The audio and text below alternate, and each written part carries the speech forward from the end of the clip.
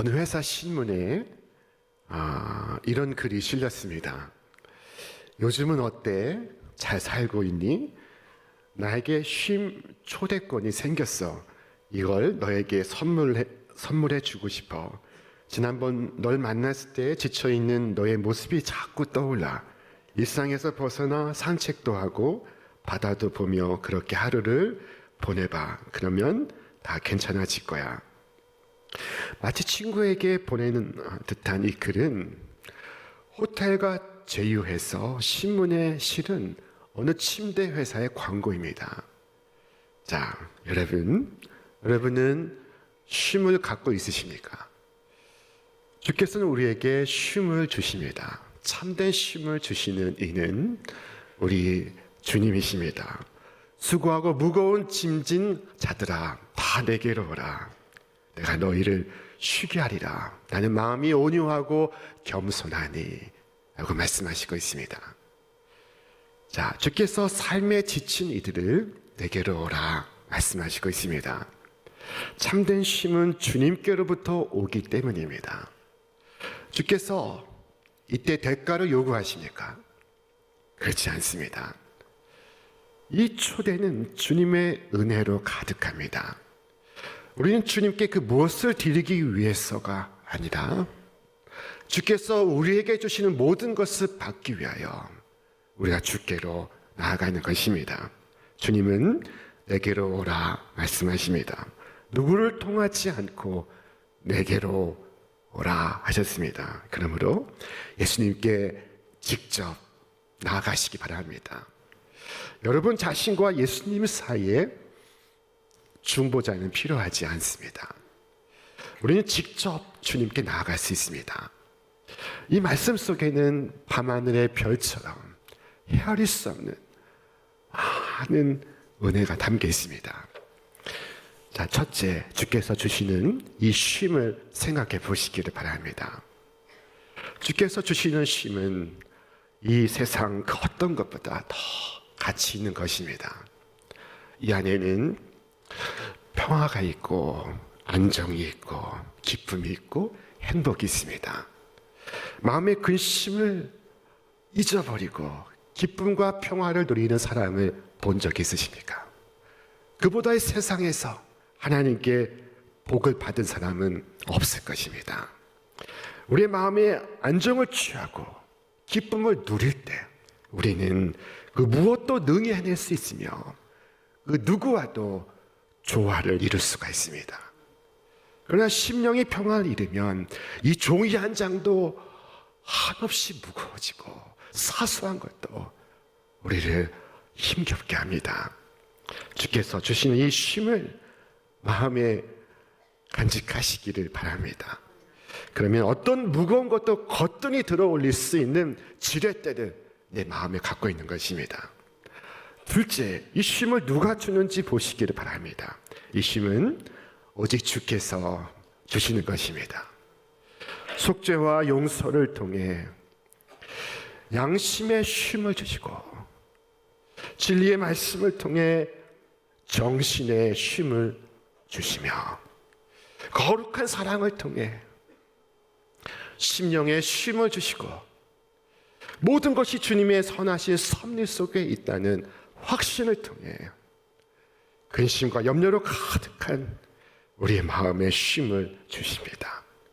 주께서 양심에게 쉬라고 말씀하시기 전까지 양심은 쉴 수가 없습니다.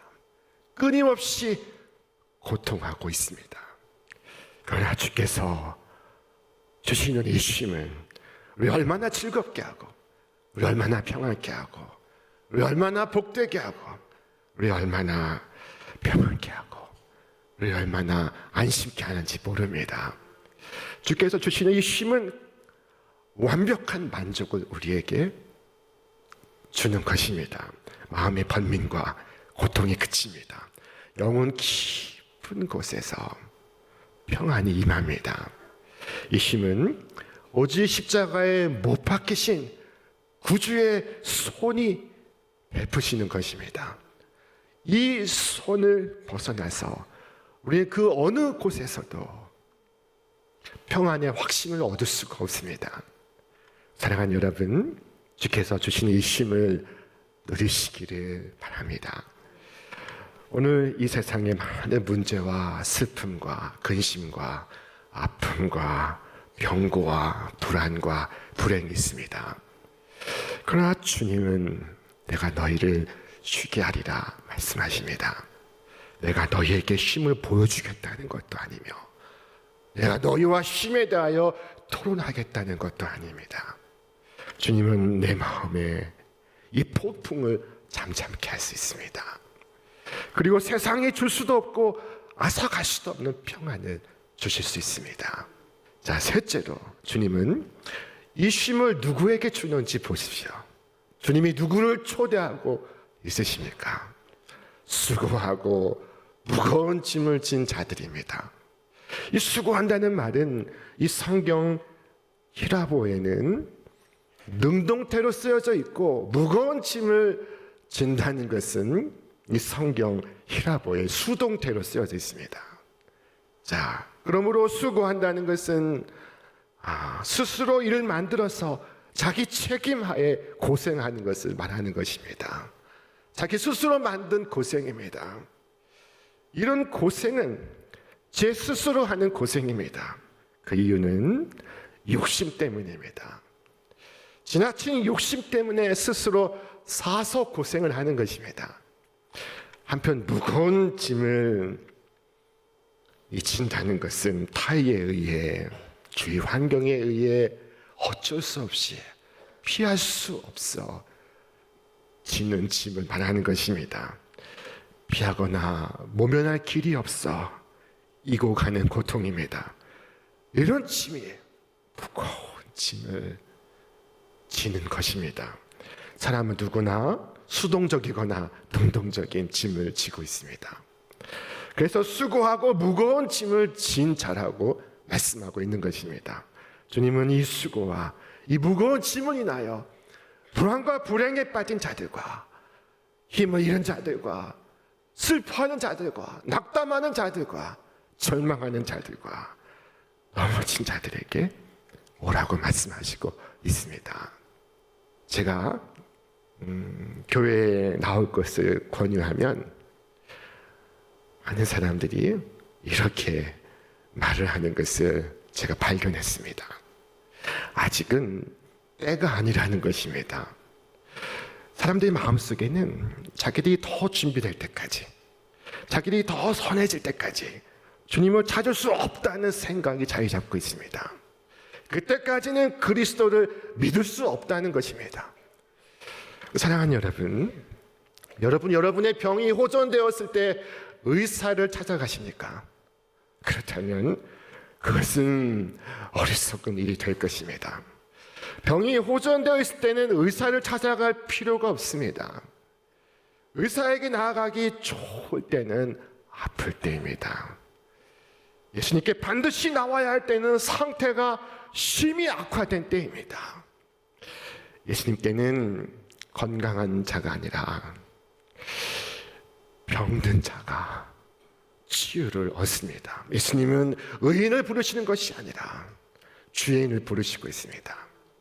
주님은 있는 그대로 오라고 하십니다. 그 모습으로 나오라고 하십니다. 수고하고 무거운 짐을 졌다면 그 모습으로 나오라는 것입니다. 그리하면 내가 너희를 쉬게 하리라 말씀하시고 있습니다. 그러므로 자신을 개선시키기 위하여 머뭇거리지 마시기 바랍니다. 자신이 개선되기 위하여 나오시기 바랍니다. 만일 믿음이 없어 나아갈 수 없다면 믿음을 갖기 위하여 나오시기 바랍니다. 만일 회개하지 못해서 나아갈 수 없다면 회개하기 위하여 나오시기를 바랍니다. 빈손으로 파산한 모습으로 절망적인 상태로 몰락한 모습으로 나오시기를 바랍니다. 주님께 나아가기만 하면 내 영혼 안식을 얻을 것입니다. 주님은 당신께 나오는 모든 자들에게 안식을 주십니다. 넷째, 주님의 이 약속은 별도의 약정을 갖고 있지 않습니다. 요즘 무슨 상품을 사든지 무슨 계약을 맺든지 항상 이 약정이 있어서 그것을 헤아려 보아야 됩니다. 이런 경우에는 혹은 저런 경우에는 혜택에서 제외되는지를 살펴보아야 합니다. 그러나 주님의 약속에 별도의 약정이 없습니다. 내 조건과 상황이 어떤가는 문제가 되지 않습니다. 주 예수 그리스도를 믿으면 구원을 받게 될 것입니다. 아무리 불결한 사람이라도 깨끗함을 입으며 아무리 타락한 사람이라도 회복이 될 것입니다. 예수님은 십자가 위에서 손을 뻗으셨습니다.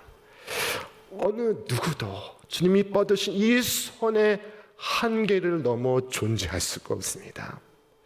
주께서 극한의 곤경에 처해 있는 인간까지도 그 사랑의 손으로 붙드실 수 있습니다. 주님은 당신께 오는 자들을 빠짐없이 다 능히 구원하실 수 있습니다. 주님의 약속은 오늘 모든 족속, 모든 세대에게 향하고 있습니다. 다섯째, 이 구원의 단순성을 주목하시기 바랍니다. 주님의 부르심은 간결하며 명료하며 명백합니다. 여기는 복잡하고 어려운 말이 없습니다. 구원의 길이 무엇입니까? 주께로 오는 것입니다.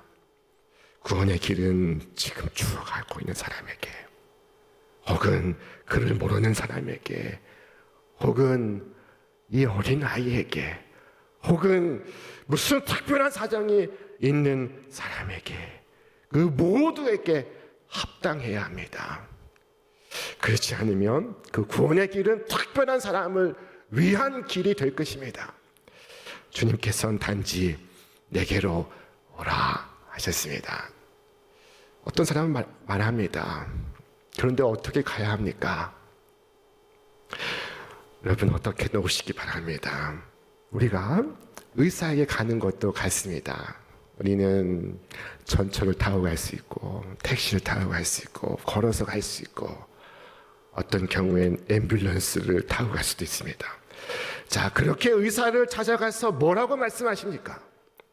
선생님, 제가 아파서 왔습니다. 제가 모든 것을 말씀을 드리겠습니다. 모든 것을 물어보십시오. 속 시원히 말씀드리겠습니다. 그리고 선생님이 하시는 말씀을 제가 다 받아들이겠습니다. 제 자신을 선생님께 맡깁니다. 왜냐하면 선생님의 의술을 믿기 때문입니다. 선생님은 이 분야에 수천 명의 임상 경험을 갖고 있습니다. 선생님은 제 어머니를 치료하셨고 제 형제를 치료하셨습니다. 저는 선생님께서 저를 치료하실 수 있다고 믿습니다. 자, 그리스도를 믿는 것은 바로 이와 같습니다. 그러므로 주께 나아가 구하시기 바랍니다. 주여, 저도 구원받기를 원합니다. 주님께서는 저와 같이 무수히 많은 사람들을 구원하셨습니다. 주님은 온 인류를 구원하셨습니다. 주님은 제 어머니를 구원하셨으며 주님은 제 누이를 구원하셨습니다. 이제 제 자신을 주님께 맡깁니다. 주님께서 말씀하시는 것은 무엇이든 제가 받아들이겠습니다. 어떤 지침을 말씀하시더라도 제가 따르겠습니다. 저는 주님께 나 자신을 온전히 맡깁니다. 자, 이렇게 자신을 주께 드리고 이렇게 자신을 맡긴다면 구원이 이미 그의 심령 위에 임하여 있을 것입니다. 여섯 번째, 내게로 오라 하신 이 주께서 여러분에게 요구하시는 것이 무엇입니까? 없습니다. 예수님께서 여러분의 후원을 얻어내고 여러분의 존경을 받으며 여러분의 박수 갈채를 받기를 원하십니까? 그렇지 않습니다. 주께서는 여러분에게 오히려 주시려는 것입니다. 주께서는 내가 너희에게 주리라 하셨습니다. 예수님이 여러분에게 원하시는 것이 없습니다. 예수님은 여러분에게 내가 너희에게 주리라 말씀하셨습니다. 여러분이 하나님께 드리는 것이 아니라 하나님께서 여러분에게 주시는 것이 여러분의 구원이 될 것입니다. 여러분 평생에 있는 힘을 다하여 주님을 섬긴다고 가정해 보십시오. 그렇게 해서 주님이 부요해질 수 있습니까? 그분이 여러분을 위하여 십자가에서 피를 흘리셨습니다.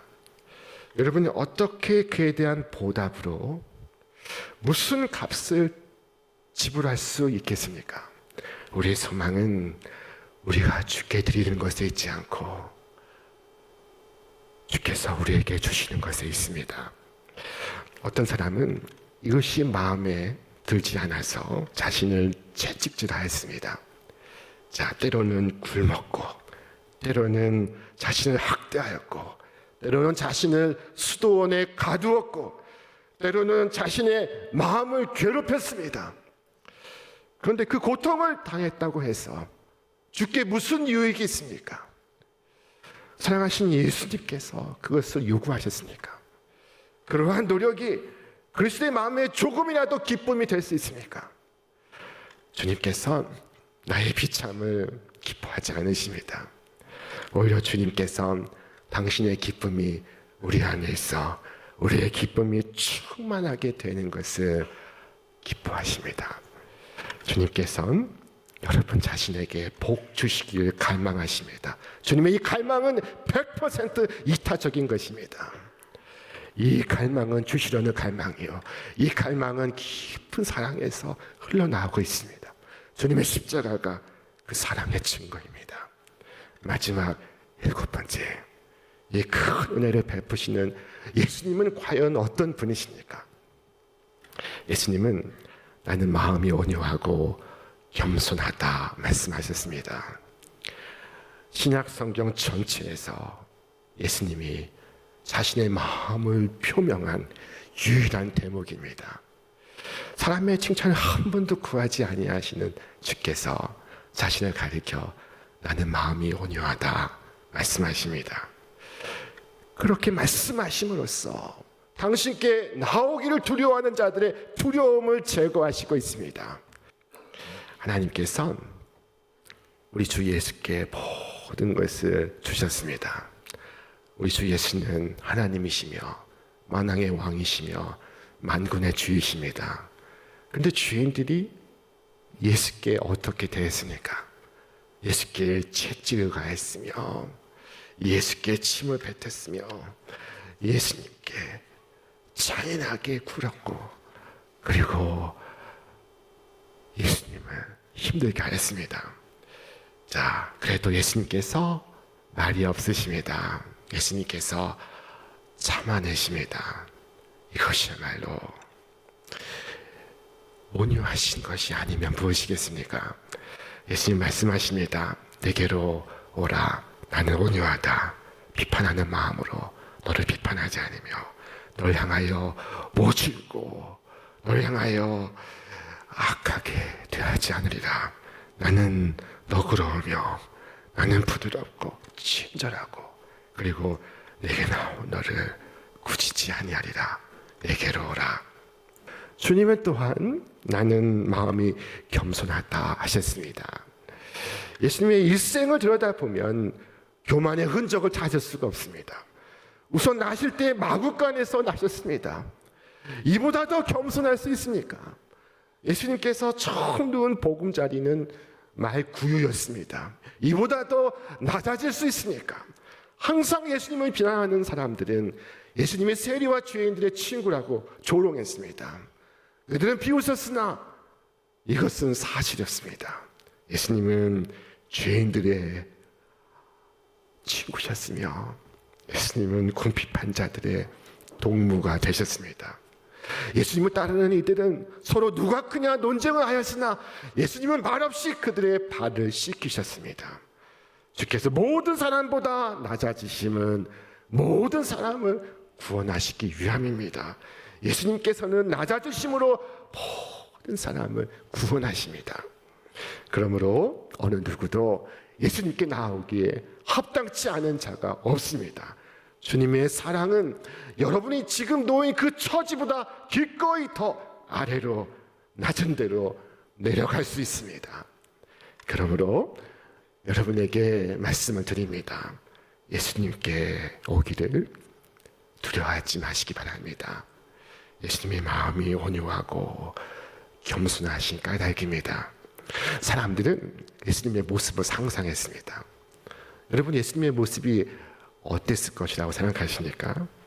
예수님의 생김새에 관하여 질문을 받는다면 우리 일반적으로 흰 옷을 입고 그리고 조금은 긴 얼굴에 황급빛 수염을 갖고 계시고 구불구불한 긴 머리가 치렁치렁 그 어깨까지 내려온 예수님의 모습을 상상을 합니다. 자, 그런데 로마 시대 초기 기독교인들이 로마의 박해를 피해서 숨어 들어간 이 카타콤에는 예수님의 벽화가 남겨져 있습니다.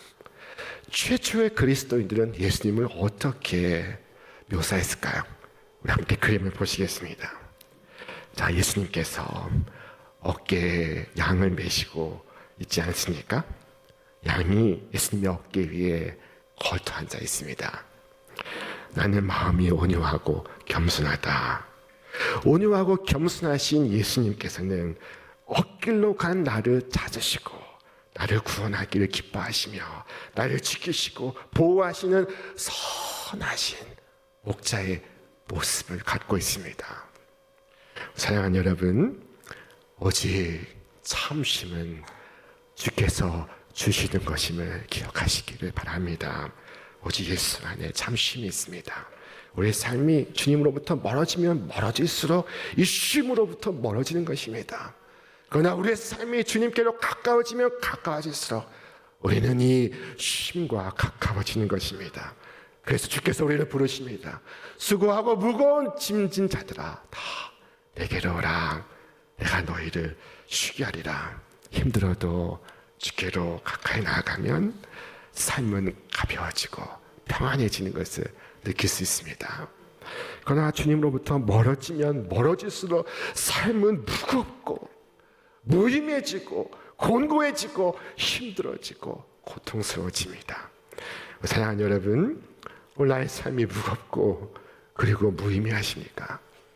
힘들고 답답하고 고통스러우십니까? 어느 누구도 도와줄 수 없고 어느 누구에게도 말할 수 없습니까? 자, 우리가 마음에 원하는 거 다 가져도 주께서 주시는 이 안식을 누릴 수 없다면 우리는 결코 행복할 수 없습니다. 이 4월의 남은 한 주 주께로 더 가까이 나아가시는 이 한 주가 되시기를 바랍니다. 그래서 이 쉼 없는 세상에서 참된 쉼과 안식과 생명과 구원을 누리시기를 바랍니다. 수고하고 무거운 짐진 자들아 다 내게로 오라 말씀하시는 주님의 음성에 응답하시는 여러분 위에 이제와 영원토록 하늘의 기쁨과 평안이 가득하시기를 주님의 이름으로 축원합니다.